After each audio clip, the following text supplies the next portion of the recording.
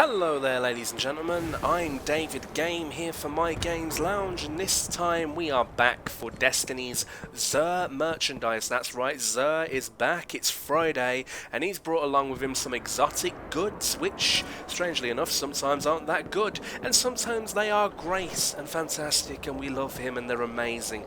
Anyway, let's check out what he's got this week. I already know, because I've done this video a couple times, but let's see what he's got. Now, first things first, the no backup plans, they have the increased duration of the force barrier. There are better things for the Titan, so I wouldn't entirely recommend these over, say, the Helm of Saint 14, but they're still pretty good. I mean, they've got a good perk. Now it's the ATS/8 Arachnid, which gives you increased accuracy when aiming your golden gun. I'd still stick with the helmet. I believe the symbiote that gives you an extra golden gun shot, but still, it's nice to have in the collection, and it looks pretty cool. Now, what we're going to have next up is something particularly interesting because, well, I believe it's the first time he's ever sold it. I could be entirely wrong, but I don't believe I am.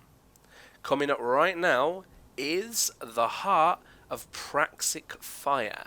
This is a Warlock chest piece, and it further decreases all ability cooldowns while Radiance is active. Now, I'm not sure if that's for the entire team or if it's just for you, but either way, it's pretty good.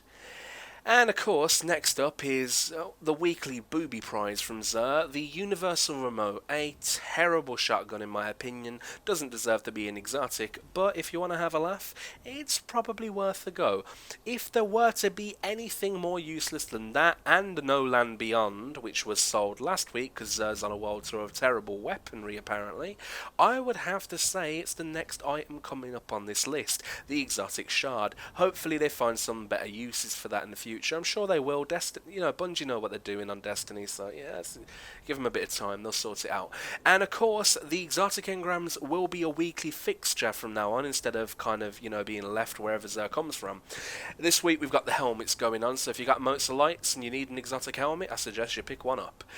And as we scroll downwards, we see there is no heavy ammo synthesis. That is a shame. A very, very, very tragic shame. But we do have fusion rifle telemetry, sniper rifle telemetry, and machine gun telemetry, as well as the two vehicle upgrades that again are almost as useless as the exotic shards, which is almost as useless as the universal remote, which is almost as useless as the No Land Beyond.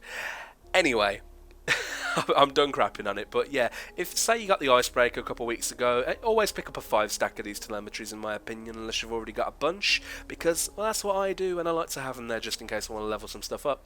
Anyway, I'm David Game here at mygameslounge.com. We recently recorded a podcast, and we talked about the Order practically predicting the future.